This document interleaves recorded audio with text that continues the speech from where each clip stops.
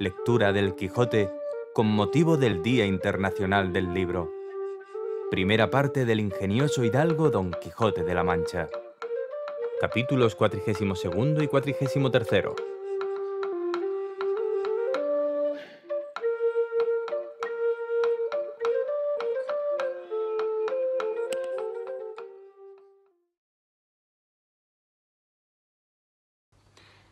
Calló en diciendo esto el cautivo, a quien don Fernando dijo: «Por cierto, señor capitán, el modo en que habéis contado este extraño suceso ha sido tal que iguala la novedad y extrañeza del mismo caso.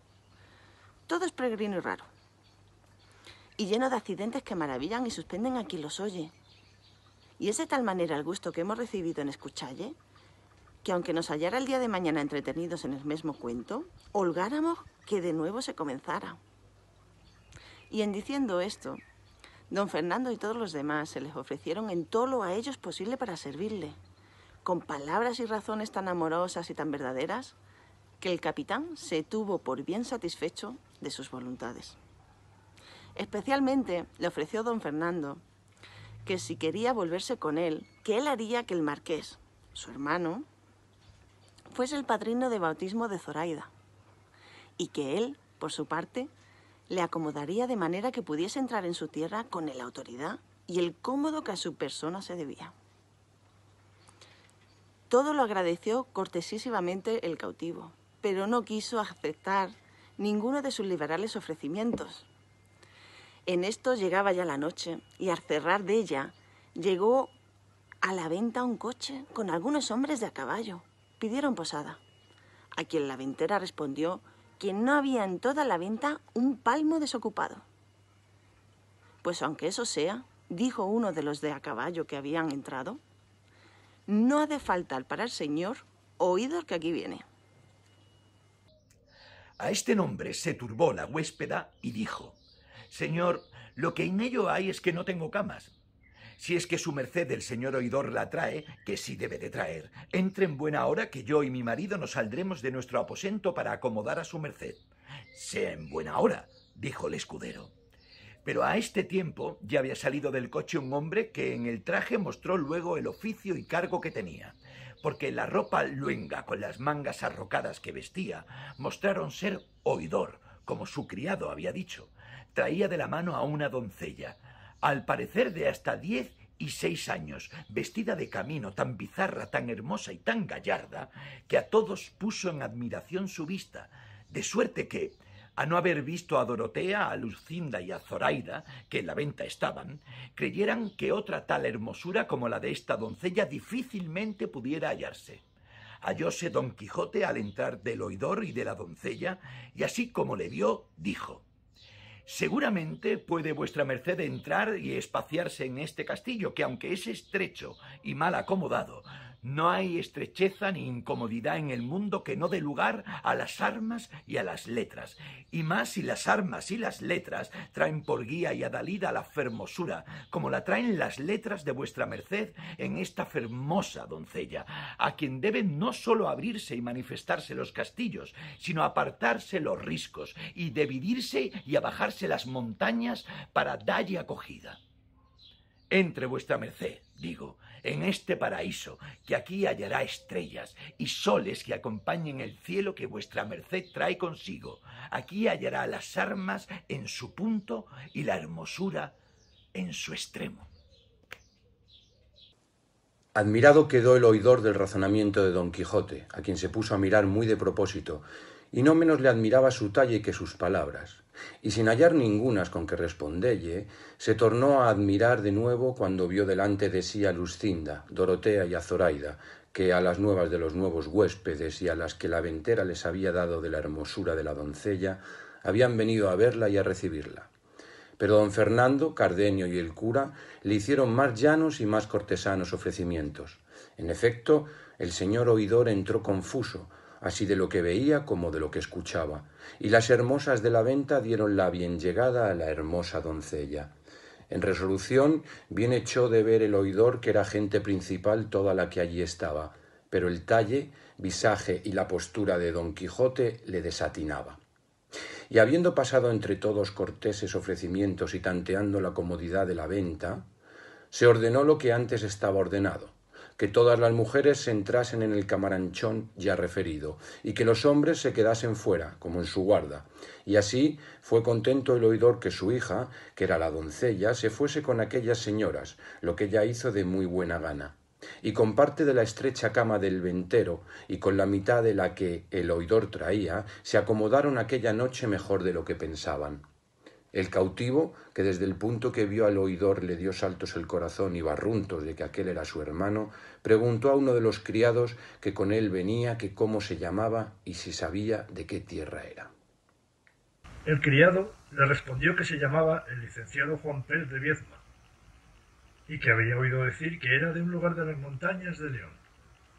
Con esta relación y con lo que él había visto, se acabó de confirmar de que aquel era su hermano, que había seguido las letras por consejo de su padre, y alborotado y contento, llamando aparte a don Fernando, a Cardenio y al cura, les contó lo que pasaba, certificándoles que aquel oidor era su hermano. Habíale dicho también el criado cómo iba proveído por oidor a las Indias, en la Audiencia de México. Supo también cómo aquella doncella era su hija, de cuyo parto había muerto su madre, y que él había quedado muy rico con el dote que con la hija se le quedó en casa. Pidióles consejo qué modo tendría para descubrirse, o para conocer primero si, después de descubierto, su hermano, por verle pobre, se afrentaba o los recibía con buenas entrañas. «Déjeseme a mí hacer esa experiencia», dijo el cura, «cuanto más que no hay pensar sino que vos, señor capitán, seréis muy bien recibido, porque el valor y prudencia, que en su buen parecer descubre vuestro hermano, no da indicios de ser arrogante ni desconocido, ni que no ha de saber poner los casos de la fortuna en su punto». «Con todo eso», dijo el capitán, «yo querría, no de imprevisto, sino por rodeos, dármele a conocer». «Ya os digo», respondió el cura, «que yo le trazaré de modo que todos quedemos satisfechos». Ya en eso estaba aderezada la cena, y todos se sentaron a la mesa, excepto el cautivo y las señoras, que cenaron de por sí en su aposento. En la mitad de la cena dijo el cura: «Tuve yo una camarada en Constantinopla, donde estuve cautivo algunos años, la cual camarada era uno de los valientes soldados y capitanes que había en toda la infantería española, pero tanto cuanto tenía de esforzado y valeroso, lo tenía de desdichado». «¿Y cómo se llamaba ese capitán, señor mío?», preguntó el oidor. «Llamábase», respondió el cura, «Ruy Pérez de Viedma, y era natural de un lugar de las montañas de León, el cual me contó un caso que a su padre con sus hermanos le había sucedido, que a no contármelo un hombre tan verdadero como él, lo tuviera por conseja de aquella que las viejas cuentan el invierno al fuego. Porque me dijo que su padre había dividido su hacienda entre 3 hijos que tenía y les había dado ciertos consejos mejores que los de Catón. Y sé yo decir que el que él escogió de venir a la guerra le había sucedido tan bien que en pocos años, por su valor y esfuerzo, y sin otro brazo que el de su mucha virtud, subió a ser capitán de infantería y a verse en camino y predicamento de ser presto maestre de campo. Pero fuele la fortuna contraria, pues donde la pudiera esperar y tener buena, allí la perdió, con perder la libertad en la felicísima jornada donde tantos la cobraron, que fue en la batalla de Lepanto. Yo la perdí en la goleta, y después, por diferentes sucesos, nos hallamos camaradas en Constantinopla. Desde allí vino a Argel, donde sé que le sucedió uno de los más extraños casos que en el mundo han sucedido. De aquí fue prosiguiendo el cura, y con brevedad sucinta contó lo que con Zoraida a su hermano había sucedido, a todo lo cual estaba tan atento el oidor que ninguna vez había sido tan oidor como entonces. Solo llegó el cura al punto de cuando los franceses despojaron a los cristianos que en la barca venían, y la pobreza y necesidad en que su camarada y la hermosa mora habían quedado, de los cuales no había sabido en qué habían parado, ni si habían llegado a España o llevádolos los franceses a Francia.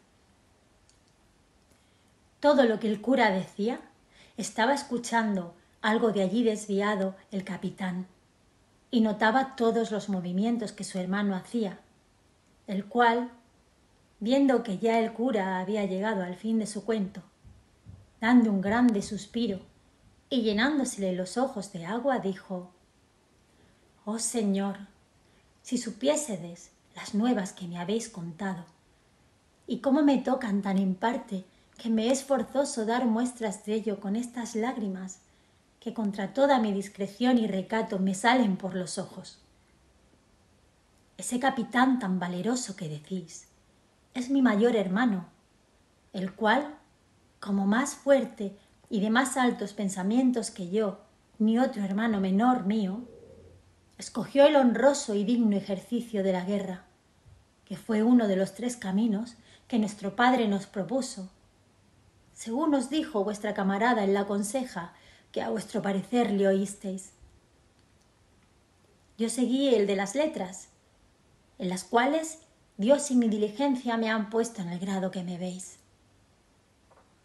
Mi menor hermano está en el Pirú, tan rico que con lo que ha enviado a mi padre y a mí, ha satisfecho bien la parte que él se llevó, y aun dado a las manos de mi padre con que poder hartar su liberalidad natural. Y yo, ansí mesmo, he podido con más decencia y autoridad tratarme en mis estudios y llegar al puesto en que me veo. Vive aún mi padre, muriendo con el deseo de saber de su hijo mayor, y pide a Dios, con continuas oraciones, no cierre la muerte sus ojos, hasta que él vea con vida los de su hijo, del cual me maravillo, siendo tan discreto como en tantos trabajos y aflicciones, o prósperos sucesos, se haya descuidado de dar noticia de sí a su padre. Que si él lo supiera, o alguno de nosotros, no tuviera necesidad de aguardar al milagro de la caña para alcanzar su rescate. Pero de lo que yo ahora me temo es de pensar si aquellos franceses le habrán dado libertad o le habrán muerto por encubrir su hurto. Esto todo será que yo prosiga mi viaje, no con aquel contento con que le comencé, sino con toda melancolía y tristeza. Oh, buen hermano mío, y quién supiera agora dónde estabas, que yo te fuera a buscar y a librar de tus trabajos, aunque fuera a costa de los míos. Oh, quién llevara nuevas a nuestro viejo padre de que tenías vida, aunque estuvieras en las mazmorras más escondidas de Berbería, que de allí te sacaran sus riquezas, las de mi hermano y las mías. Oh, Zoraida, hermosa y liberal, ¿quién pudiera pagar el bien que a un hermano hiciste? ¿Quién pudiera hallarse al renacer de tu alma y a las bodas que tanto gusto a todos nos dieran? Estas y otras semejantes palabras decía el oidor, lleno de tanta compasión con las nuevas que de su hermano le habían dado, que todos los que le oían le acompañaban en dar muestras del sentimiento que tenían de su lástima. Viendo, pues, el cura que también había salido con su intención y con lo que deseaba el capitán, no quiso tenerlos a todos más tiempo tristes, y así se levantó de la mesa y, entrando donde estaba Zoraida, la tomó por la mano y tras ella se vinieron Luscinda, Dorotea y la hija del oidor. Estaba esperando el capitán a ver lo que el cura quería hacer, que fue que, tomándole a él a sí mismo de la otra mano, con entrambos a dos, se fue a donde el oidor y donde estaban los demás caballeros, y dijo: Cesen, señor oidor, vuestras lágrimas, y cólmese vuestro deseo de todo el bien que acertare a desearse, pues tenéis delante a vuestro buen hermano y a vuestra buena cuñada. Este que aquí veis es el capitán Viedma, y esta la hermosa mora que tanto bien le hizo. Los franceses que os dije los pusieron en la estrecheza que veis, para que vos mostréis la liberalidad de vuestro buen pecho. Acudió el capitán a abrazar a su hermano y él le puso ambas manos en los pechos por mirarle algo más apartado, más cuando lo acabó de conocer.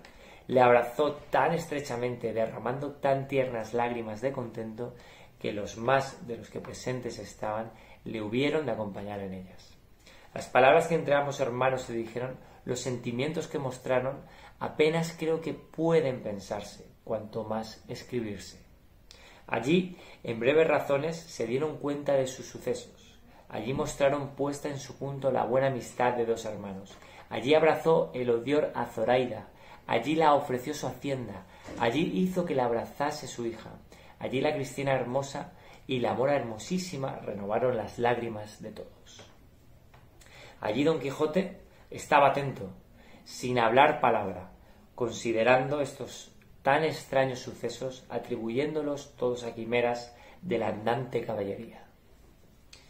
Allí concertaron que el capitán y Zoraida se volviesen con su hermano a Sevilla y avisasen a su padre de su hallazgo y libertad, para que, como pudiese, viniese a hallarse las bodas y bautismos de Zoraida, por no le ser al Odior posible dejar el camino que llevaba, a causa de tener nuevas que de allí a un mes partía la flota de Sevilla a la Nueva España, y fuérale la grande incomodidad perder el viaje. En resolución, todos quedaron contentos y alegres del buen suceso del cautivo, y como ya la noche iba casi en las 2 partes de su jornada, acordaron de recogerse y reposar lo que de ella les quedaba. Don Quijote se ofreció a hacer la guardia del castillo porque de algún gigante o otro malandante follón no fuesen acometidos, codiciosos del gran tesoro de hermosura que en aquel castillo se encerraba. Agradeciéronselo los que le conocían y dieron al oidor cuenta del humor extraño de Don Quijote, de que no poco gusto recibió. Sólo Sancho Panza se desesperaba con la tardanza del recogimiento, y sólo él se acomodó mejor que todos, echándose sobre los aparejos de su jumento, que le costaron tan caros como adelante se dirá. Recogidas, pues, las damas en su estancia y los demás acomodádose como menos mal pudieron, Don Quijote se salió fuera de la venta a hacer la centinela del castillo, como lo había prometido. Sucedió, pues, que faltando poco por venir el alba, llegó a los oídos de las damas una voz tan entonada y tan buena que les obligó a que todas le prestasen atento oído, especialmente Dorotea, que despierta estaba, a cuyo lado dormía doña Clara de Viezma, que ansí se llamaba la hija del oidor. Nadie podía imaginar quién era la persona que también cantaba, y era una voz sola, sin que la acompañase instrumento alguno. Unas veces les parecía que cantaban en el patio, otras que en la caballeriza, y estando en esta confusión muy atentas, llegó a la puerta del aposento Cardenio y dijo: «Quien no duerme, escuche, que oirán una voz de un mozo de mulas que de tal manera canta que encanta». «Ya lo oímos, señor», respondió Dorotea. Y con esto se fue Cardenio, y Dorotea, poniendo toda la atención posible, entendió que lo que se cantaba era esto. Donde se cuenta la agradable historia del mozo de mulas con otros extraños acaecimientos en la venta sucedidos. Marinero soy de amor, y en su piélago profundo navego sin esperanza de llegar a puerto alguno. Siguiendo voy a una estrella que desde lejos descubro, más bella y resplandeciente que cuantas vio Palinuro. Yo no sé a dónde me guía, y aun así navego confuso. El alma a mirarla atenta, cuidadosa y con descuido. Recatos impertinentes, honestidad contra el uso, son nubes que me la encubren cuando más verla procuro. Oh clara y luciente estrella, en cuya lumbre me apuro, al punto que te me encubras, será de mi muerte el punto. Llegando el que cantaba a este punto, le pareció a Dorotea que no sería bien que dejase Clara de oír una tan buena voz, y así, moviéndola de una a otra parte, la despertó diciéndole: «Perdóname, niña, que te despierto, pues lo hago porque gustes de oír la mejor voz que quizás habrás oído en toda tu vida». Clara despertó toda soñolienta, y de la primera vez no entendió lo que Dorotea le decía, y volviéndoselo a preguntar, ella se lo volvió a decir, por lo cual estuvo atenta Clara. Pero apenas hubo oído 2 versos que el que cantaba iba prosiguiendo, cuando le tomó un temblor tan extraño, como si de algún grave accidente de Cuartana estuviera enferma, y, abrazándose estrechamente con Teodora, le dijo: «Ay, señora de mi alma y de mi vida, ¿para qué me despertastes? Que el mayor bien que la fortuna me pedía hacer por ahora era tenerme cerrados los ojos y los oídos, para no ver ni oír a ese desdichado músico». «¿Qué es lo que dices, niña? Mira que dicen que el que canta es un mozo de mulas». «No es sino señor de lugares», respondió Clara, «y el que le tiene en mi alma con tanta seguridad que si él no quiere dejalle, no le será quitado eternamente». Admirada quedó Dorotea de las sentidas razones de la muchacha, pareciéndole que se aventajaban en mucho a la discreción que sus pocos años prometían, y así le dijo: «Habláis de modo, señora Clara, que no puedo entenderos. Declaraos más y decidme qué es lo que decís de alma y de lugares, y de este músico cuya voz tan inquieta os tiene. Pero no me digáis nada por ahora, que no quiero perder, por acudir a vuestro sobresalto, el gusto que recibo de oír al que canta, que me parece que con nuevos versos y nuevo tono torna a su canto». «Sea en buena hora», respondió Clara. Y por no oílle, se tapó con las manos entrambos oídos, de lo que también se admiró Dorotea, la cual, estando atenta a lo que se cantaba, vio que proseguían en esta manera: «Dulce esperanza mía, que rompiendo imposibles y malezas sigues firme la vía que tú mesma te finges y aderezas.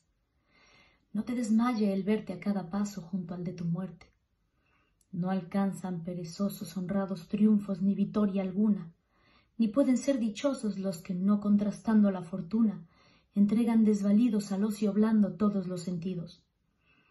Que amor sus glorias venda caras es gran razón y es trato justo, pues no hay más rica prenda que la que se quilata por su gusto. Y es cosa manifiesta que no es de estima lo que poco cuesta. Amorosas porfías tal vez alcanzan imposibles cosas, y ansí, aunque con las mías sigo de amor las más dificultosas, no por eso recelo de no alcanzar desde la tierra el cielo». Aquí dio fin la voz y principió a nuevos sollozos Clara, todo lo cual encendía el deseo de Dorotea, que deseaba saber la causa de tan suave canto y de tan triste lloro, y así le volvió a preguntar qué era lo que le quería decir denantes. Entonces Clara, temerosa de que Lucinda no la oyese, abrazando estrechamente a Dorotea, puso su boca tan junto del oído de Dorotea que seguramente podía hablar sin ser de otro sentida, y así le dijo: «Este que canta, señora mía, es un hijo de un caballero natural del reino de Aragón, señor de 2 lugares, el cual vivía frontero de la casa de mi padre en la corte». Y aunque mi padre tenía las ventanas de su casa con lienzos en el invierno y celosías en el verano, yo no sé lo que fue ni lo que no, que este caballero que andaba al estudio me vio, ni sé si en la iglesia o en otra parte. Finalmente, él se enamoró de mí y me lo dio a entender desde las ventanas de su casa, con tantas señas y con tantas lágrimas, que yo le hube de creer y aun querer sin saber lo que me quería. Entre las señas que me hacía era una de juntarse la una mano con la otra, dándome a entender que se casaría conmigo. Y aunque yo me holgaría mucho de que ansí fuera, como sola y sin madre, no sabía con quién comunicarlo, y así lo dejé estar sin dalle otro favor, si no era, cuando estaba mi padre fuera de casa y el suyo también, alzar un poco el lienzo o la celosía y dejarme ver toda, de lo que él hacía tanta fiesta, que daba señales de volverse loco. Llegóse en esto el tiempo de la partida de mi padre, la cual él supo, y no de mí, pues nunca pude decírselo. Cayó malo, a lo que yo entiendo de pesadumbre. Y así, el día que nos partimos, nunca pude verle para despedirme de él, siquiera con los ojos.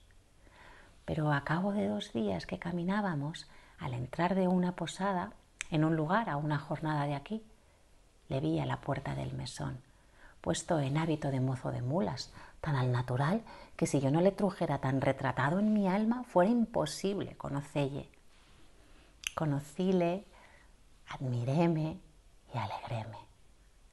Él me miró a hurto de mi padre, de quien él siempre se esconde cuando atraviesa por delante de mí en los caminos y en las posadas donde llegamos. Y como yo sé quién es, y considero que por amor de mí viene a pie y con tanto trabajo, muérame de pesadumbre, y a donde él pone los pies, pongo yo los ojos. No sé con qué intención viene, ni cómo ha podido escaparse de su padre, que le quiere extraordinariamente, porque no tiene otro heredero, y porque él lo merece, como lo verá vuestra merced cuando le vea. Y más le sé decir, que todo aquello que canta lo saca de su cabeza, que he oído decir que es muy gran estudiante y poeta, y hay más, que cada vez que le veo o le oigo cantar, tiemblo toda y me sobresalto, temerosa de que mi padre le conozca y venga en conocimiento de nuestros deseos. En mi vida le he hablado palabra, y con todo eso le quiero de manera que no he de poder vivir sin él. Esto es, señora mía, todo lo que os puedo decir de este músico, cuya voz tanto os ha contentado, que en sola ella echaréis bien de ver que no es mozo de mulas, como decís, sino señor de almas y lugares, como yo he dicho. No digáis más, señora doña Clara, dijo a esta sazón Dorotea, y esto besándola 1000 veces. No digáis más, digo, y esperad que venga el nuevo día, que yo espero en Dios de encaminar de manera vuestros negocios, que tengan el felice fin que tan honestos principios merecen.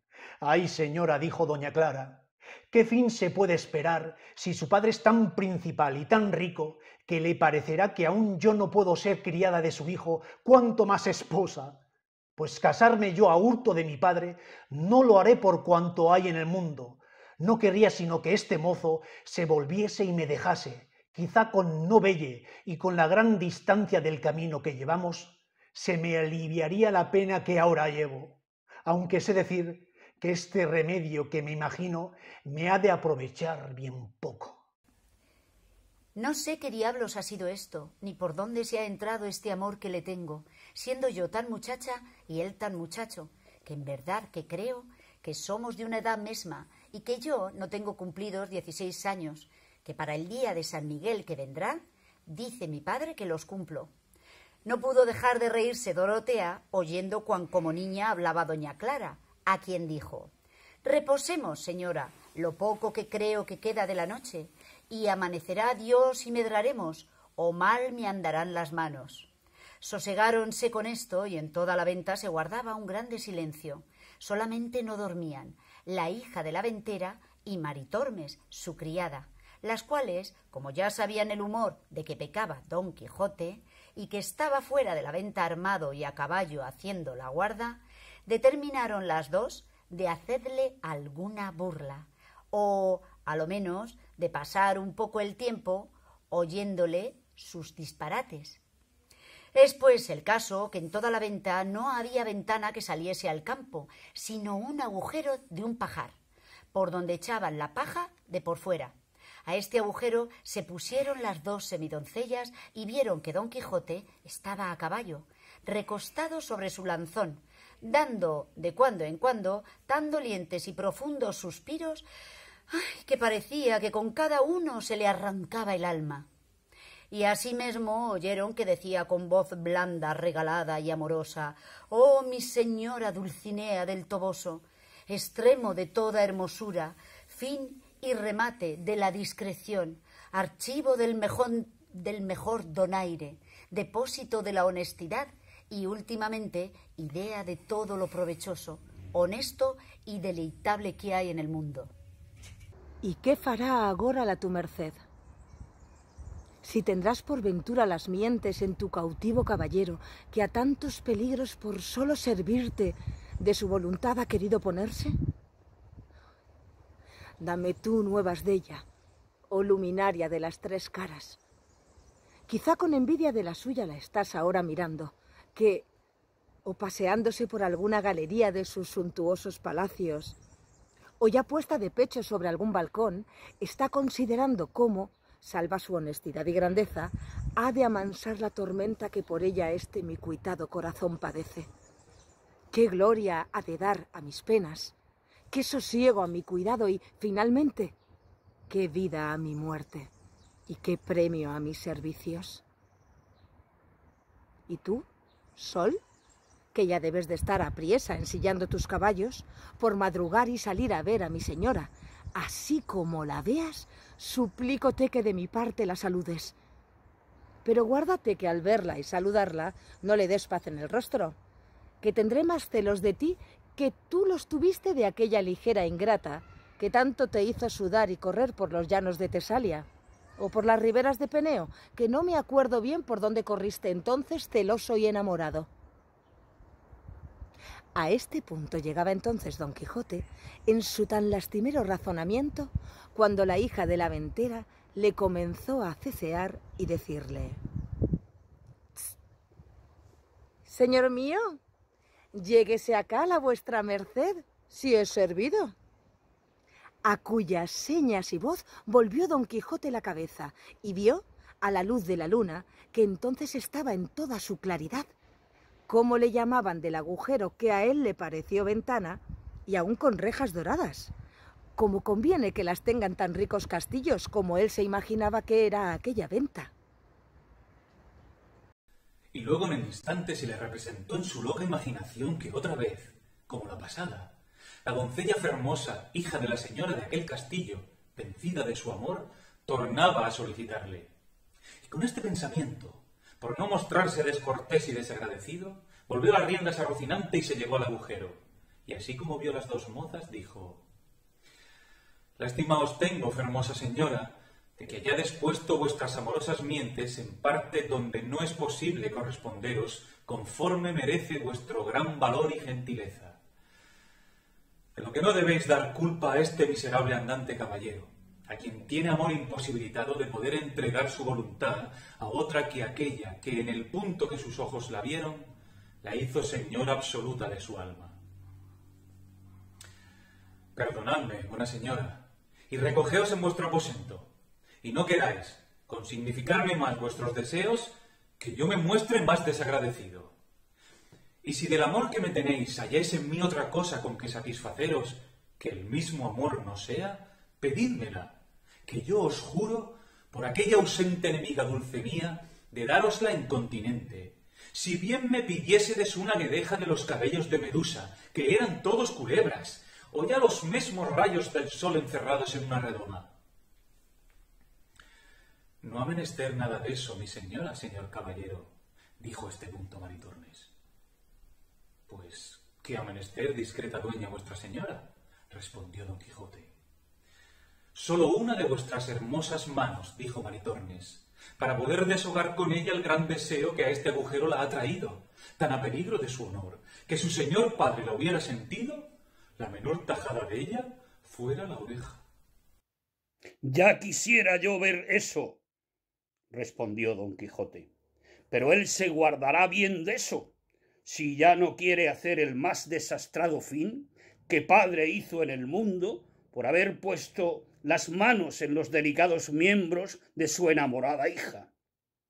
Parecióle a Maritornes que sin duda Don Quijote daría la mano que le habían pedido, y proponiendo en su pensamiento lo que se había de hacer, se bajó del agujero y se fue a la caballeriza, donde tomó el cabestro del jumento de Sancho Panza, y con mucha presteza se volvió al agujero, a tiempo que Don Quijote se había puesto de pies sobre la silla de Rocinante, por alcanzar a la ventana enrejada, donde se imaginaba podía estar la ferida doncella, y al darle la mano dijo: «Tomad, señora, esa mano, o por mejor decir, ese verdugo de los malhechores del mundo.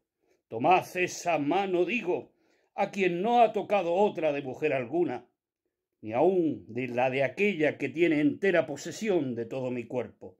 No os la doy para que la beséis, sino para que miréis la contextura de sus nervios, la trabazón de sus músculos, la anchura y espaciosidad de sus venas, de donde sacaréis que tal debe ser la fuerza del brazo que tal mano tiene. Ahora lo veremos, dijo Maritornes. Y haciendo una lazada corrediza al cabestro, se la echó a la muñeca, y bajándose del agujero, ató lo que quedaba al cerrojo de la puerta del pajar muy fuertemente. Don Quijote, que sintió tal aspereza del cordel en su muñeca, dijo: «Más parece que vuesa merced me raya, que no me regala la mano. No la tratéis tan mal, pues ella no tiene la culpa del mal que mi voluntad os hace, ni es bien que en tan poca parte venguéis el todo de vuestro enojo». Mirad que quien quiere bien no se venga tan mal. Pero todas estas razones de Don Quijote ya no las escuchaba nadie, porque así como Maritornes le ató, ella y la otra se fueron muertas de risa y le dejaron asido de manera que fuera imposible soltarse. Estaba pues, como se ha dicho, de pies sobre Rocinante, metido todo el brazo por el agujero y atado de la muñeca y al cerrojo de la puerta, con grandísimo temor y cuidado, que si Rocinante se desviaba a un cabo o a otro, había de quedar colgado del brazo, y así no osaba hacer movimiento alguno, puesto que de la paciencia y quietud de Rocinante bien se podía esperar que estaría sin moverse un siglo entero. En resolución, viéndose Don Quijote atado y que ya las damas se habían ido, se dio a imaginar que todo aquello se hacía por vía de encantamiento, como la vez pasada, cuando en aquel mismo castillo le molió aquel moro encantado del arriero, y maldecía entre sí su poca discreción y discurso, pues habiendo salido tan mal la vez primera de aquel castillo, se había aventurado a entrar en él la segunda, siendo advertimiento de caballeros andantes que cuando han probado una aventura y no ha salido bien con ella, es señal que no está para ellos guardada, sino para otros, y así no tienen necesidad de probarla segunda vez. Con todo esto, tiraba de su brazo por ver si podía soltarse, mas él estaba tan bien asido que todas sus pruebas fueron en vano. Bien es verdad que tiraba con tiento, porque Rocinante no se moviese. Y, aunque él quisiera sentarse y ponerse en la silla, no podía sino estar en pie o arrancarse la mano. Allí fue el desear de la espada de Amadís, contra quien no tenía fuerza de encantamento alguno. Allí fue el maldecir de su fortuna. Allí fue el exagerar la falta que haría en el mundo su presencia el tiempo que allí estuviese encantado, que sin duda alguna se había creído que lo estaba. Allí el acordarse de nuevo de su querida Dulcinea del Toboso. Allí fue el llamar a su buen escudero Sancho Panza, que, sepultado en sueño y tendido sobre la albarda de su jumento, no se acordaba en aquel instante de la madre que lo había parido. Allí llamó a los sabios Lirgandeo y Alquife, que le ayudasen. Allí invocó a su buena amiga Urganda, que le socorriese. Y, finalmente, allí le tomó la mañana, tan desesperado y confuso que bramaba como un toro, porque no esperaba él que con el día se remediara su cuita, porque la tenía por eterna, teniéndose por encantado. Y hacíale creer esto ver que Rocinante poco ni mucho se movía, y creía que de aquella suerte, sin comer ni beber ni dormir, habían de estar él y su caballo, hasta que aquel mal influjo de las estrellas se pasase, o hasta que otro más sabio encantador le desencantase. Pero engañóse mucho en su creencia, porque apenas comenzó a amanecer, cuando llegaron a la venta 4 hombres de a caballo, muy bien puestos y aderezados, con sus escopetas sobre los arzones. Llamaron a la puerta de la venta, que aún estaba cerrada, con grandes golpes. Lo cual, visto por Don Quijote desde donde aún no dejaba de hacer la centinela, con voz arrogante y alta dijo: «Caballeros o escuderos o quienquiera que seáis, no tenéis para qué llamar a las puertas de este castillo. Ya bastante claro está que a tales horas o los que están dentro duermen o no tienen por costumbre de abrirse las fortalezas hasta que el sol esté tendido por todo el suelo. Desviaos afuera y esperad que aclare el día, y entonces veremos si será justo o no que os abran». «¿Qué diablos de fortaleza o castillo es este?», dijo uno, «para obligarnos a guardar estas ceremonias? Si sois el ventero, mandad que nos abran, que somos caminantes, que no queremos más de dar cebada a nuestras cabalgaduras y pasar adelante, porque vamos depriesa». «¿Pareceos, caballeros, que tengo yo talle de ventero? respondió don Quijote. No sé de qué tenéis talle, respondió el otro, pero sé que decís disparates en llamar castillo a esta venta. Castillo es, replicó don Quijote, y aun de los mejores de toda esta provincia, y gente tiene dentro que ha tenido cetro en mano y corona en la cabeza. Mejor fuera al revés, dijo el caminante, y el cetro en la cabeza y la corona en la mano. Y será, si a mano viene, que debe de estar dentro alguna compañía de representantes, de los cuales es tener a menudo esas coronas y cetros que decís. Porque en una venta tan pequeña y a donde se guarda tanto silencio como esta, no creo yo que se alojan personas dignas de corona y cetro. Sabéis poco del mundo, replicó don Quijote, pues ignoráis los casos que suelen acontecer en la caballería andante.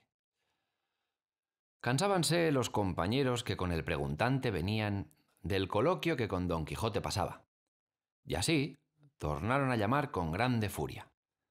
Y fue de modo que el ventero despertó, y aun todos cuantos en la venta estaban, y así se levantó a preguntar quién llamaba. Sucedió en este tiempo que una de las cabalgaduras en que venían los 4 que llamaban se llegó a oler a Rocinante, que, melancólico y triste, con las orejas caídas, sostenía sin moverse a su estirado señor. Y como, en fin, era de carne, aunque parecía de leño, no pudo dejar de resentirse y tornar a oler a quien le llegaba a hacer caricias. Y así no se hubo movido tanto cuando se desviaron los juntos pies de don Quijote y, resbalando de la silla, dieran con él en el suelo a no quedar colgado del brazo, cosa que le causó tanto dolor que creyó que la muñeca le cortaban o que el brazo se le arrancaba, porque quedó tan cerca del suelo que con los extremos de las puntas de los pies besaba la tierra, que era en su perjuicio, porque como sentía lo poco que le faltaba para poner las plantas en la tierra, fatigábase y estirábase cuanto podía por alcanzar al suelo. Bien así como los que están en el tormento de la garrucha, puestos a toca, no toca, que ellos mesmos son la causa de acrecentar su dolor con el ahínco que ponen en estirarse, engañados de la esperanza que se les representa, que con poco más que se estiren, llegarán al suelo.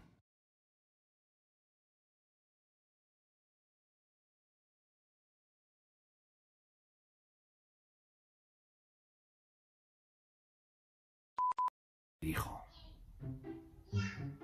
¡Ya! Dijo eso, que es lo que ha dicho el bebé de 1 año llamado Ágata, que está en la otra habitación. Que contra toda mi discreción y recato, que Rocinante no se soltase, no se moviese. Una quereja de los caballos de...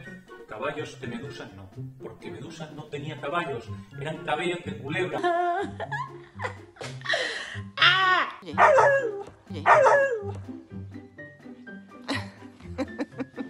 No puedo, ay, ¿por qué? Aquí, el protagonista. Por Don Quijote desde don...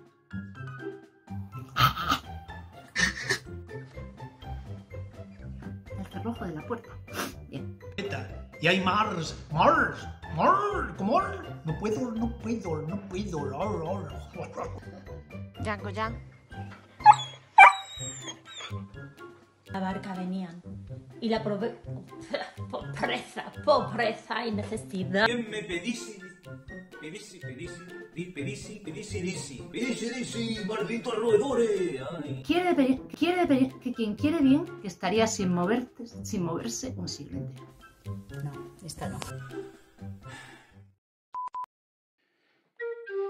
Tatira Espectáculos agradece el derroche de entusiasmo y buen hacer de todos los lectores que con su tesón, arte y gracia han dado vida a la ilustre obra de Don Quijote de la Mancha, del genial Don Miguel de Cervantes.